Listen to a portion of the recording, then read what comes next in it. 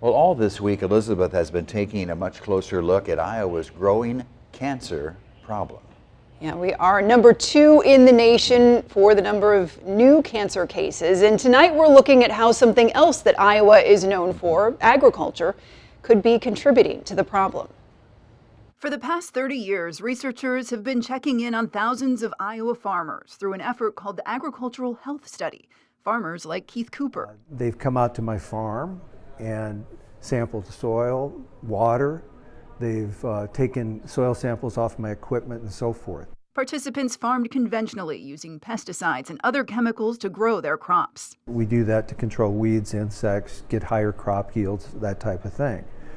And if you're in that arena, you can't compete unless you do that. But the study is showing that strategy may be coming at a price. The farmers involved have had a higher rate of prostate cancer, one of the most prevalent cancers in Iowa. It's something Kamyar and Cheyenne knows a lot about in his own recent battle with the disease. One of the first questions in the questionnaire that doctors asked me was, did you work on a farm? That was number one. He did not, but he's spent the past 30 years teaching at UNI about agricultural practices to improve Iowa's soil, water, and ultimately, he believes, our health. The way the process is right now, hazardous chemicals for which we have compelling evidence that they should not be used, they're still on the market, they can be applied. Glyphosate is one chemical under scrutiny in recent years, used in products like Roundup to control weeds. In the U.S., the EPA says glyphosate is, quote, unlikely to be a human carcinogen. But the International Agency for Research on Cancer, part of the World Health Organization, calls it, quote, probably carcinogenic to humans.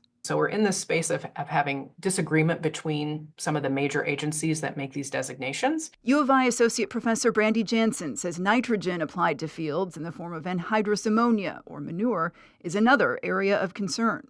When that nitrogen gets into the environment and when it gets exposed to water, it can transition into nitrate, and that nitrate can be carried out and then consumed, right, if it's in drinking water in particular. Research shows nitrates are linked to an increased risk of bladder, colon, and ovarian cancer.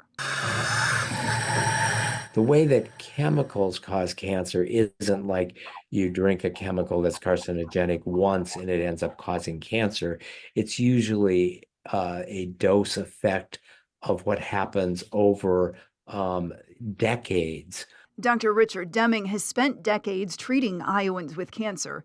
He says when it comes to our state's cancer problem, there are many factors to consider, including how we use chemicals. When you look at an aerial view of Iowa and the amount of chemicals that get spread across Iowa to improve our crop production, it's logical to ask, what is the contribution of ag chemicals to the high incidence of cancer in Iowa? The dark green on this map from the U.S. Department of Ag shows states with the highest corn production. The dark blue on this map shows areas with the highest rates of cancer. There is no doubt that ag chemicals enhance agricultural yield and production, so there's benefit, but the benefit comes with some risk as well. But quantifying that risk remains challenging. We are one of the minority of states in the country that doesn't really invest public money, state money, into research on causes of cancer. He hopes Iowa's alarming ranking will change that. In the meantime, for those in the fields of Iowa and beyond, a way of life and life itself may be hanging in the balance. I've been fortunate, so I'm in reasonably good health. I suppose I could change any day, but so far so good. So for now, when it comes to protecting yourself or your family, some of the suggestions that I heard were to avoid using unnecessary weed killers when possible on your lawn and encourage your child's schools to avoid using them as well. And the best way to remove nitrates from drinking water is, of course, to filter it through a reverse osmosis system or instead use bottled water.